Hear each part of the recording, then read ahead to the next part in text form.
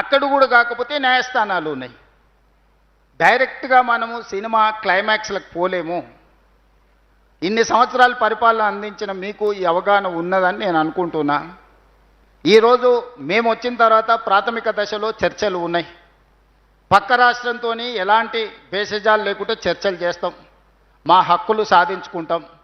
మీకు వివాదం కావాలన్నా పరిష్కారం కావాలన్నా అంటే మేము పరిష్కారం కోరుకుంటాం.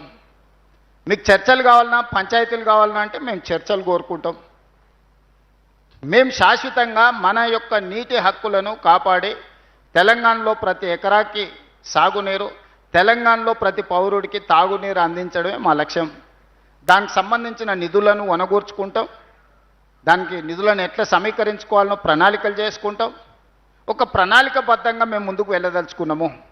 దయచేసి ప్రతిపక్ష నాయకుడు చంద్రశేఖరరావు గారికి, శాసనసభ్యులు హరీష్ రావు గారికి, ఇతర కీలకమైన నేతలకు నా సూచన ఒక్కటే, సహేతుకమైన విమర్శలు చేయండి. చౌకబారు విమర్శలు రాజకీయాల కోసమో లేకపోతే ఏదైనా మీ కారణాల చేత మీరు అబద్ధాలు చెప్తే ప్రజలు నమ్ముతారు అని అనుకుంటే ప్రజలు వరుసగా తీర్పులు ఇచ్చుకుంటూ వచ్చిండ్రు. ఇక ప్రజల్ని తప్పు పట్టడం మానేయండి. ప్రజలు విఘ్నులు. మీకు ఇచ్చినప్పుడు మీకు ఇచ్చారు. 94 నుంచి 2004 వరకు టీడీపీకి ఇచ్చారు. 2004 నుంచి 2014 వరకు కాంగ్రెస్కి ఇచ్చారు. 2014 నుంచి దాదాపుగా 2024 వరకు బీఆర్ఎస్కి ఇచ్చారు. ఇక్కడ నుంచి 2034 వరకు మాకు ఇవ్వబోతున్నారు. నేను మొదటి నుంచి అదే చెప్తున్నా, ఇప్పుడు కూడా అదే చెప్తున్నా. మీరు ఏం చింత పెట్టుకోకండి. ఆరోగ్యం కాపాడుకోండి, ఆరోగ్యవంతంగా ఉండండి. మంచి ఆలోచనలు వస్తే ఆటోమేటిక్గా ఆరోగ్యం మంచిగా ఉంటుంది.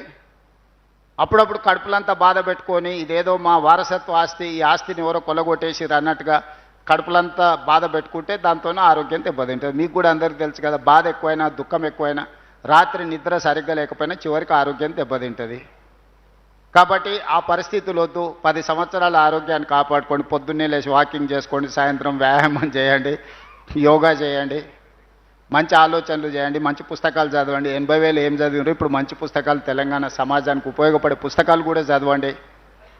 తక్కువకి ఎక్కువకు చిన్నజీర స్వామి గారి సూక్తులు వినండి. లోక కళ్యాణం కోసం మంచి ప్రవచనాలు వినండి. అంతే తప్ప ప్రజల మీద విషయం గక్కి మమ్మల్ని ఏదో శాపిస్తే ఏమి జరగవు. పిల్లి శాపనార్థాలకు ఉట్టి తెగిపడదు. మీ శాపనార్థాలు ఎన్ని పెట్టినా నాకు సంతోషం. వాళ్ళు చాలా బాధతోని మమ్మల్ని అంటున్నప్పుడు నాకు ఒక సాడిస్టిక్ ప్లెజర్ అంటారు కదా, అబ్బా బాగుంది కదా అనిపిస్తుంది. ఎందుకంటే వాళ్ళ బాధ చూసినప్పుడు. అంత బాధపడు మీకు అక్కర్లేదు. ఈ ప్రాజెక్టుల్ని పూర్తి చేస్తాం.